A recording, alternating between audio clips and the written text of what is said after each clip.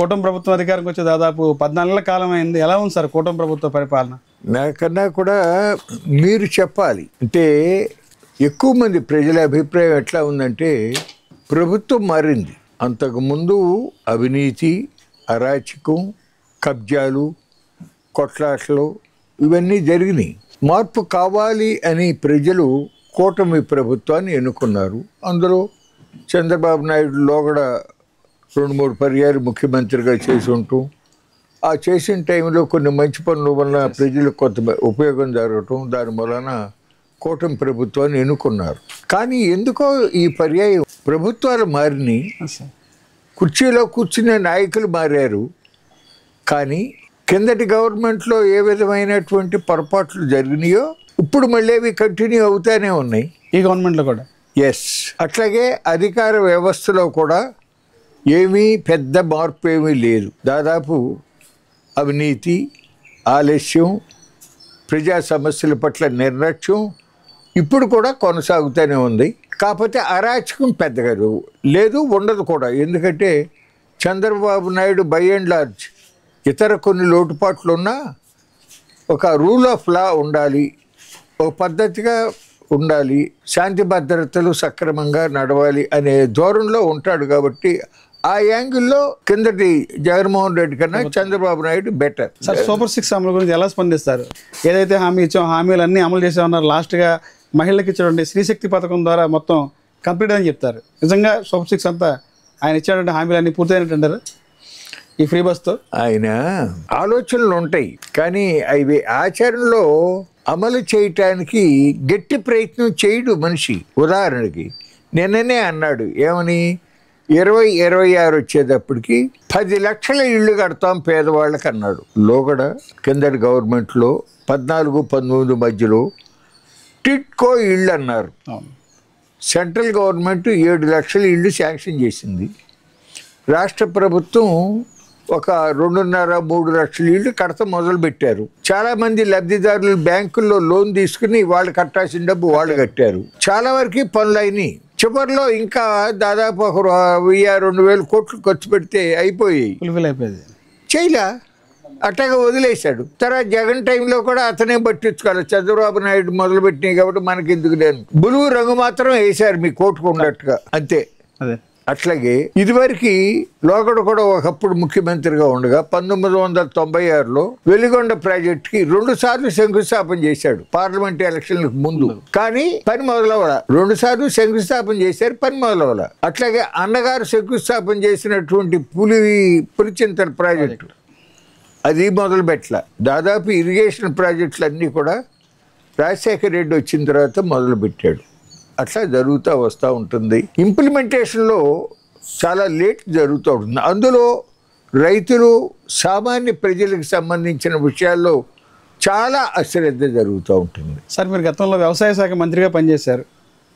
ప్రస్తుతం ఈ కూటమి ప్రభుత్వంలో రైతు పరిస్థితి ఎలా ఉంది? గిట్టుబాటు ధర కానీ రైతు పరిస్థితి ఎలా ఉంది? ఏమీ సంతృప్తికరంగా లేదండి.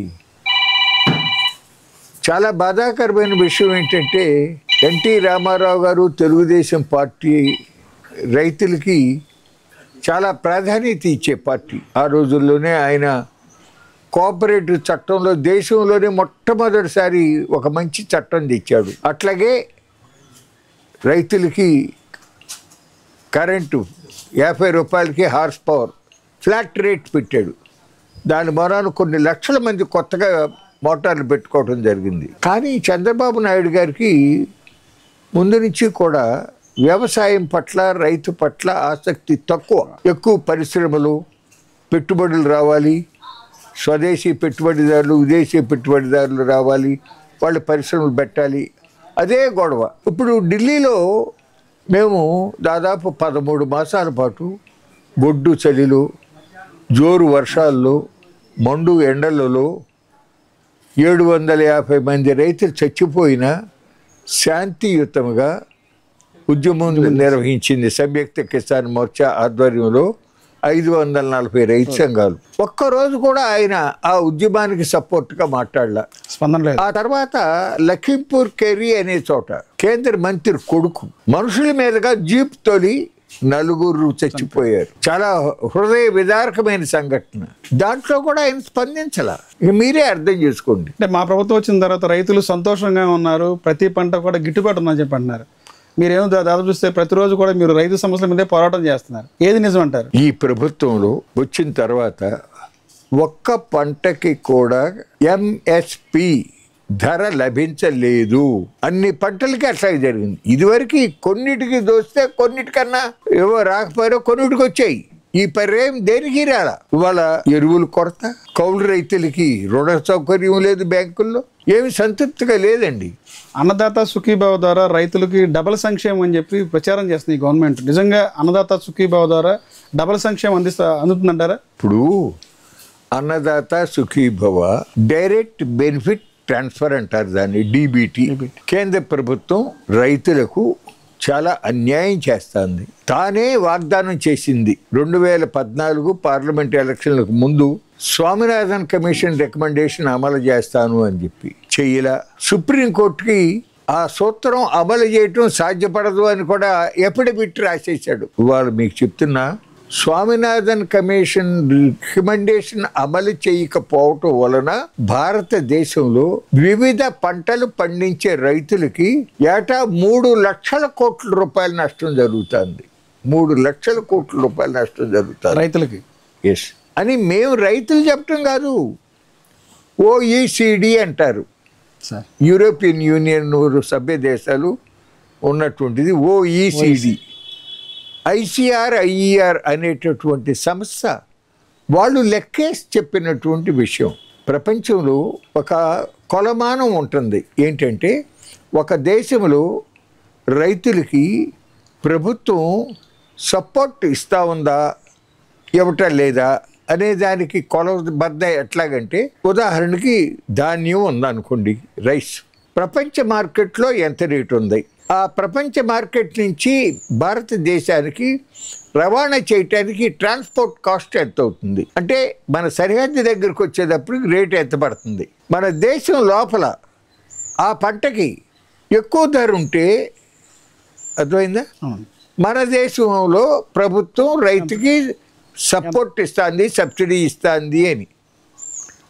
అంతకన్నా తక్కువ రేటు ఉంటే రైతే ప్రభుత్వానికి సబ్సిడీ ఇస్తున్నాడు, నెగిటివ్ సబ్సిడీ అంటారు. రైతే ఇస్తున్నాడు ప్రభుత్వానికి.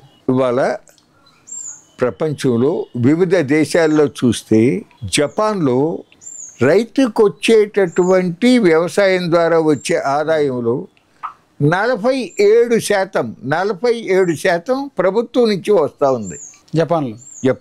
యూరోపియన్ యూనియన్ దేశాల్లో 19% వస్తూ ఉంది.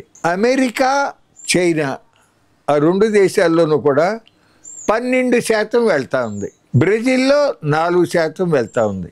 భారతదేశంలో పరిస్థితి ఏంటి అంటే -6%. భారతదేశంలో -6%. అంటే ఓవరాల్గా ఇప్పుడు ఇక్కడ మన దేశంలో ఎరువుల మీద కొద్దిగా సబ్సిడీ, కరెంటు మీద కొద్దిగా సబ్సిడీ, బ్యాంకుల్లో రైతు అప్పు తీసుకుంటే సకాలంలో వడ్డీ కట్టేస్తే వడ్డీ రాయితీ కొంత ఉంటుంది. ఇట్టా అమాంబాపతో సబ్సిడీలు, ప్రభుత్వం ఇచ్చే సబ్సిడీలు లెక్కేసుకుని, నేను ఇందాక చెప్పిన విధంగా అట్టా లెక్కేస్తే 2 కలిపి చూస్తే ఏంటంటే భారతదేశంలో మైనస్ సబ్సిడీ. అర్థమైందా మీకు? ఆ పరిస్థితులలో కేంద్ర ప్రభుత్వం సంవత్సరానికి 6,000 రూపాయలు 3 తపాలుగా 2,000 కట్టిస్తాను. అది చాలా తక్కువ అమౌంట్.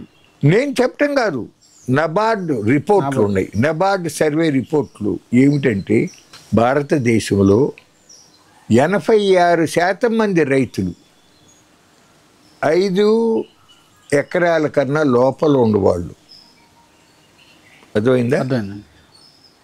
రైతు కుటుంబానికి సగటున వ్యవసాయం మీద వచ్చే ఆదాయంలో, వ్యవసాయంలో అయ్యే ఖర్చు పోతే నికర వ్యవసాయ ఆదాయం ఎంత మిగులుతుంది అని లెక్కేస్తే, 1 ఎకరము వరకు ఆ లోపల భూమి ఉన్న రైతు కుటుంబానికి నెలకి 565 రూపాయలు.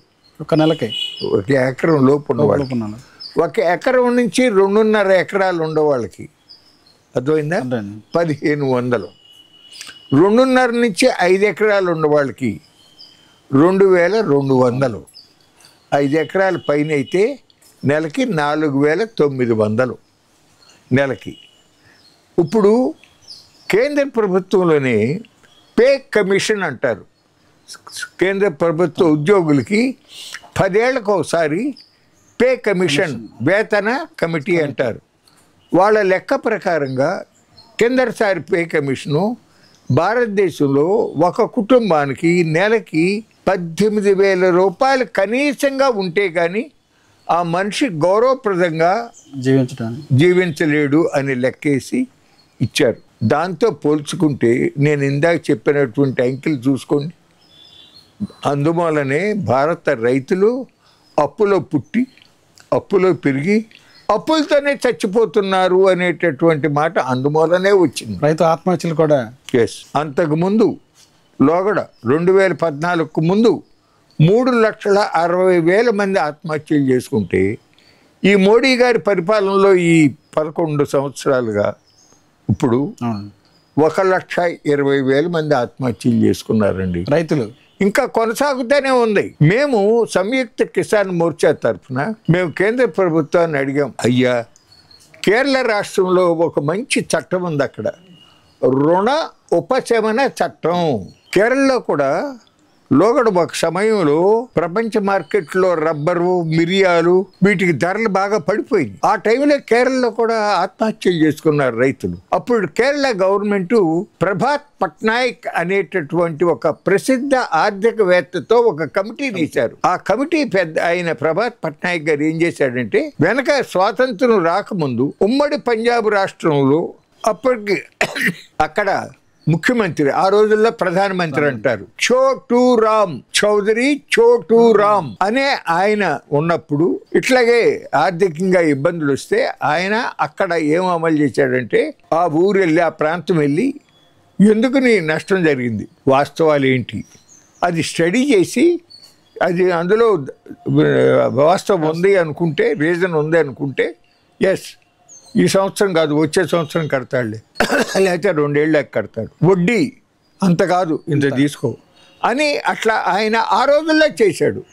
అది ఈయన విషయం అంతా తెలుసుకొని ఇక్కడ కేరళలో పంట రుణ ఉపశమన చట్టం అనేటటువంటిది చేశారు, అమలు చేశారు. దాని మూలాన కేరళలో రైతుల ఆత్మహత్యలు బాగా తగ్గిపోయినాయి పూర్తిగా. అటువంటి చట్టాన్ని పార్లమెంట్లో పాస్ చేసి అన్ని రాష్ట్రాల్లోనూ కూడా అమలు చేయడానికి ప్రయత్నం చేయండి మహానుభావ అంటే మోడీ గారికి చెవిలోకి ఎక్కడే ఎక్కట్లేదు.